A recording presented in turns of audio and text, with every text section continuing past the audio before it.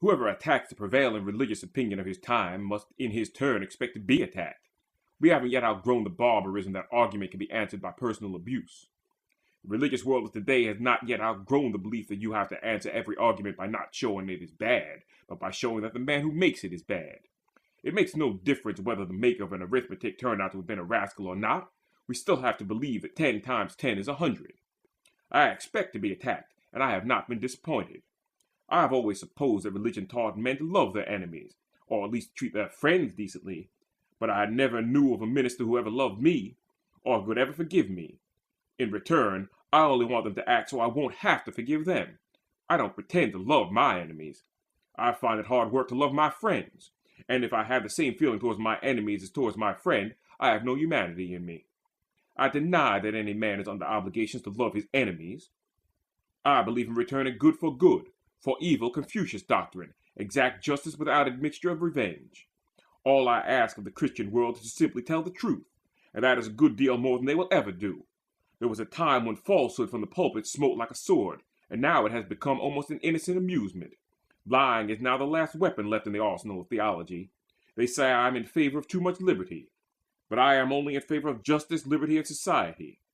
You cannot make men good by slavery. There is no regeneration in the chain. You can't make a man honest by tying his hands behind him. Good laws don't make good people, but good people make good laws. There was no reformation in force or fear. You might scare a man so that he might not do a thing, but you could not scare him so that he would not want to do it. All the laws in the world won't change the disposition of a human being.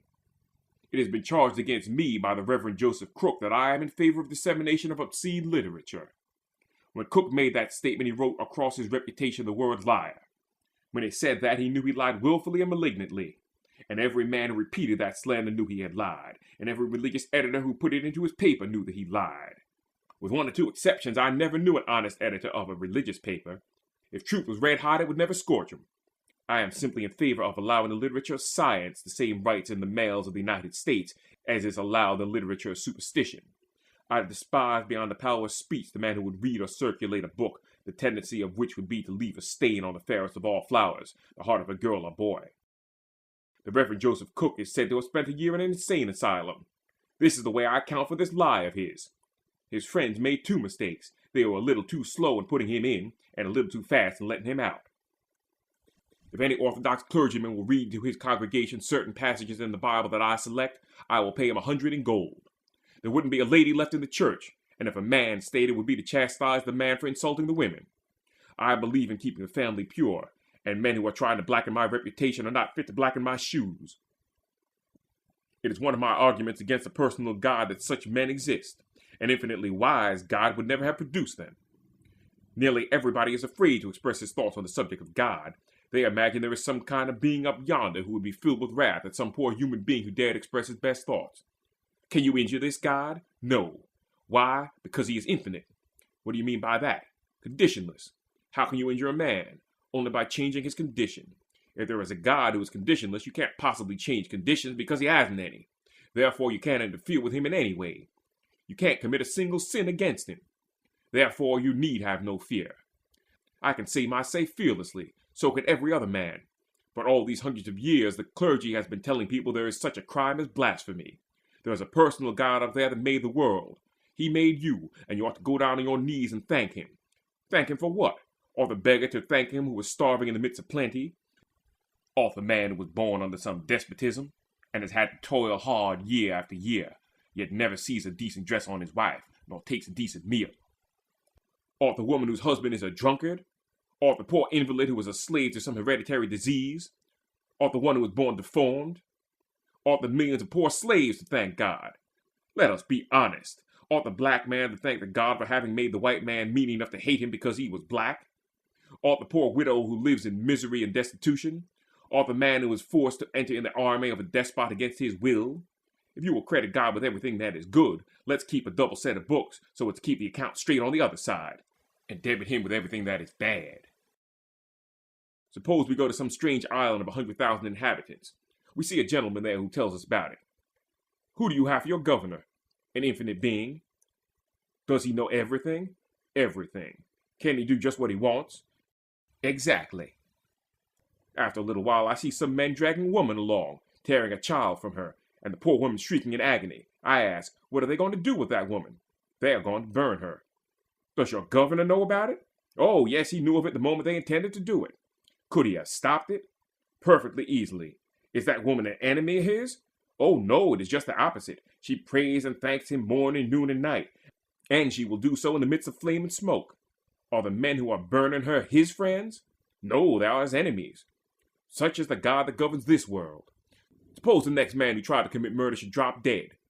Suppose the hand of the next man who raised it to strike his wife a cruel blow should fall paralyzed at his side. Suppose the next man who tried to commit any crime should fall to the ground. How many crimes do you think would be committed when that state of things came round generally? Not many. Is it possible that any intelligent person believes there is some being who interferes in the affairs of this world? I read extracts from 2 sermons the other day. How I came to do it, I don't know, but I did it. One was a sermon by the Reverend Mr. Mooney on the subject of prayer, urging upon people to pray that portion of the Lord's Prayer, "Thy will be done," as if it was necessary to coax God to have his own way. He says in his sermon, there was a poor woman who had an exceedingly sick child. The doctor told her it couldn't live. "Oh," said the mother, "I can't consent that my poor darling child should die."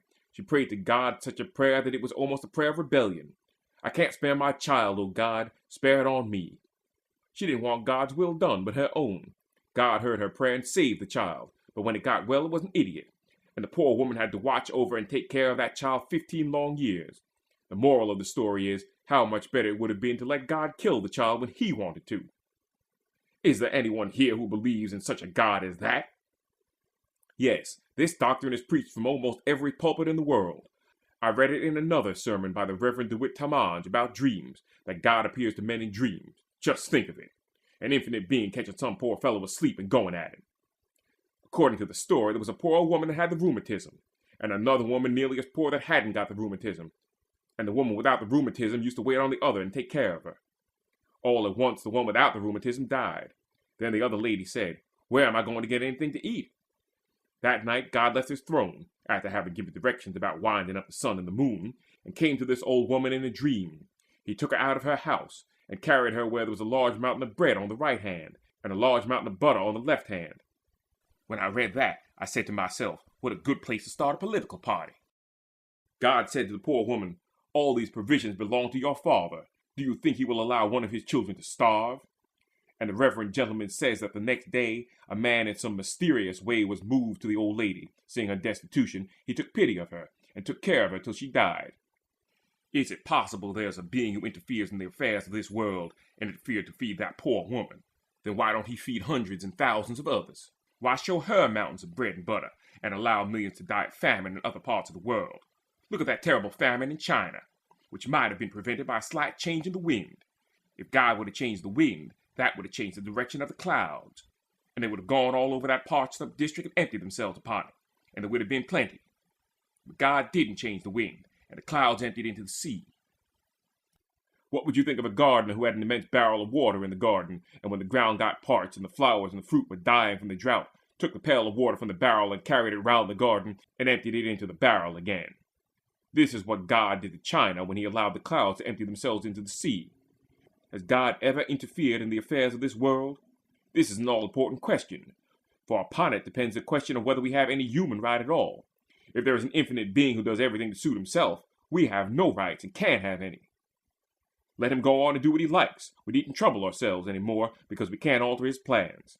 No one ever interfered to prevent slavery in any country, at any time or any place. No one ever interfered to prevent any other form of human oppression or wrong. Hence you can't start a religion without a miracle. You must show that the facts of nature have been changed. Hence, they have always proved that point. There is a God who interferes in the affairs of this world. But admit that he is infinite, and it matters not whether you pray to him or not. It makes no difference what you do. It's like trying to lift yourself up by the straps of your boots. It's no good, but you get good exercise from it. So it is with prayer. Let me go back to the time when society was first formed, a long time ago. Blackstone and Locke have always taken the ground that society first was formed by contract. I don't believe it. They write as though they suppose the trees form groves by contract, that the animals form themselves into flocks and herds by agreement. How did men originally come to act together? By contract? No, by necessity. Yes, when men first formed themselves into society, they were not the equal of beasts. The latter was superior. That was the reason men first worshipped beasts. No man ever worshipped anything that he didn't believe was his superior. Let us get to the foundation of this idea of worship. When man first looked upon the lion, he saw an animal that had greater strength than he. When he saw the serpent climb without hands and run without feet and live apparently without food, it struck him with awe. He saw the powerful eagle flying against the storms and gazing at the blazing sun. He saw something that was superior to him, and he was filled with wonder and admiration. The result was that he began to worship beasts and make gods out of lions and snakes and eagles. The story of the serpent in the Garden of Eden and the brazen serpent of the wilderness are but reminiscences of old serpent worship. Almost all kinds of animals were deified. The old Jews themselves, including Moses, worshipped Jehovah in the form of a bull. That accounts for the horns at the altar. They not only worshipped that god, but many others. Even in the time of Solomon and Jeroboam, there were 30 temples in which other gods were worshipped besides Jehovah. After men found out that one animal by itself was not their superior, they began to make gods composed of several animals. They took the lion for strength, the eagle for swiftness, the serpent for cunning or long life, making together an animal that could not be killed. Take the Mexican Indians. What is their name for a god? Stone Spirit, one who wore an armor of stone. Where did they get that idea from? The armadillo, who could not be pierced by their arrows, something you could not kill. I want to convince you all, as we go along, that we manufacture these gods ourselves, and every one of them is a poor job. After men got through worshipping beasts, simple and compounded, they began worshipping man, the beautiful qualities in man as well as the good ones. Gods were first beasts, then man. Right here, let me tell you, there's not a person in this house who can think of God except in the form of a man. Why? Because that is the highest intellectual form you're acquainted with. You can't think of God on 4 legs or as a woman. Why? Because man made all the religions. We haven't yet become civilized enough to worship a principle. If we worship God as a woman, I should be more apt to join some church myself. Now, having traced the origin of God, the next question: does this God interfere in the affairs of this world? For upon this depends the great question of human rights. The savage has always believed it. When his poor hut was blown down, he thought God was mad at him, or with one of his neighbors. Just think of the infinite maker of every shining world getting mad at the poor savage and pulling up his house. I tell you, this world has been mightily abused, and it almost makes one die of pity to read its religious history. The priest said, "You will have to employ me. I have influence. I am a lobbyist in the legislature of heaven." The priest said to the poor fellow, "Divide with me." That was the commencement of slavery. The next point was to teach that God would hold the whole community responsible for what one man did. There could not be a meaner principle. Then they taught that God wanted to be worshipped, and a fine temple must be built to worship him in. That an infinite being likes to see men go down on their knees and thank him. How gratifying it would be to us to have the millions of little animalcules everywhere go down on their knees to us. Since God demanded worship, there must be some order to it, and certain gentlemen knew just what this being wanted, just what kind of ceremony would suit him, hence the church and all these religious mummeries. All at once some terrible calamity would befall the community. What then? Somebody had insulted God. He had not brought a sacrifice. He had not killed his sheep. Let us hunt him up and kill him. Then our God will be appeased. They went so far as to say without the shedding of blood there was no remission of sins, and they would sacrifice to God the one they loved best. Think of that old man in Pocasset, Massachusetts, who read the Old and New Testament so carefully and believingly that he killed his own child as a sacrifice. And no wonder either if he believed those books. God told Abraham to take his son Isaac and kill him. Abraham started to do the inhuman work and was just going to kill his son when God fortunately stopped him in the nick of time. Jephthah made a bargain with God that if God would let him whip his enemies, he would sacrifice the first thing that greeted him on his return. The prayer was granted, and as he neared his home, a company of girls met him, and at their head was his own daughter. He sacrificed her. That man in Massachusetts, having read these beautiful stories, infamous lies I call them, made up his mind God wanted him to sacrifice one of his children. If God told me to sacrifice one of my children to him, I wouldn't do it though I knew it was God who demanded it. I would say to him, "Dash me to the lowest depths of hell. I will go there rather than have the blood of my darling on my hands." This man only followed the examples of a God who sacrificed his own son. I say there never was and never will be a God who demands a sacrifice. Could it make an infinite being any better to give up to him that which you love the most? It is simply insanity. The next step taken by the priest was to teach not only that all religion came from God, but that all political power came from God also. that God had made priests to tell people what to believe and kings to tell them what to do. Only a little while back we find kings claiming they reign by divine right. The Bible says, "Be subject to the powers that be, because they are ordained of God." I deny it. If that doctrine had been carried out, there never would have been any revolution in the world from that day to this. All political power comes from God, said the priest. Consequently, if a man said a word against the king or one of his nobles, he was a traitor to the divine being. The altar and the throne fitted each other like the upper and lower jaw of a hyena, and crushed liberty underfoot. Just as long as men believed political power came from God, they were cringing slaves, and the men who taught such doctrine themselves were hypocrites and tyrants. After a while, people began to think that all political power didn't always come from God. The kings, however, kept taking a little more and a little more, and the people grew more and more wretched and downtrodden, until finally they said, "Power does not come from God." And in 1776, our fathers retired God from politics altogether. They said, "Power comes only from the consent of the governed, and not from God. The true source of power is the will of the people. We are not going above the clouds to look for authority." Did our fathers understand religious liberty? Only 2 or 3 of them. How, then, did they leave God out of the Constitution? The colonies were not in favor of religious liberty. The Pilgrim Fathers were not. They left England for conscience sake. They wanted the right to worship God as they thought best and went over to Holland. There they had to worship God according to their conscience, but other people had the right to worship God in a different way and to preach different doctrines, so the Pilgrims came over here. They left England to escape persecution and left Holland to get away from religious liberty. When they got over, they were ready to kill those who differed from them. How, then, did they come to frame a constitution without God? Because no 3 states had the same religion. They could not agree upon which church should be bride of the state, or which church should be married to the Constitution. So each church, rather than see some other church bride of the state, was willing to see the state a bachelor, and God was left out in the cold. It was all owing to the meanness and jealousy of those churches that we got a constitution with no superstition in it. There are some lunatics even nowadays who want to put God in the Constitution. I am opposed to it. If you get one infinite being in, there'll be no room for other folks, and I don't think God himself would feel much complimented by being put there. These men had no idea of human rights, for they believed that God would hold the community responsible for the deeds of some individual. When that train of cars went down recently in Scotland, the pulpit resounded with talk about divine judgment for violating the Sabbath. One of the passengers was a sailor coming home to see his widowed mother, to take care of her in her declining years. Just think of God killing that man for crossing a bridge on Sunday. Imagine some rosy-cheeked little boys in a boat on Sunday fishing. At the end of their lines are fashioned pinhooks, and an infinite being descends and keels over their boat because it is Sunday. Our fathers had no idea of religious liberty in their times, and the descendants today have not. In many states, a man cannot testify in a court of justice because he doesn't believe in their God.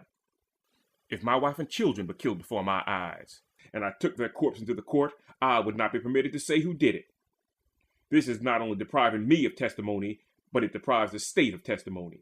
I cannot believe in a personal God in a land where there is injustice, where innocence is not safe, where honest men toil and rogues ride in carriages, where hypocrisy is crowned and sincerity degraded. I cannot conceive of this world being governed by an infinite being. If any good must be done, man has got to do it. We must depend upon ourselves. We mustn't consider the lilies of the field. We must sow the field and reap the harvest and the crops ourselves. I want to show you the extent to which the church has gone. Religion never relied upon argument. Protestantism never gained an inch of soil except at the mouth of the cannon or the point of the sword.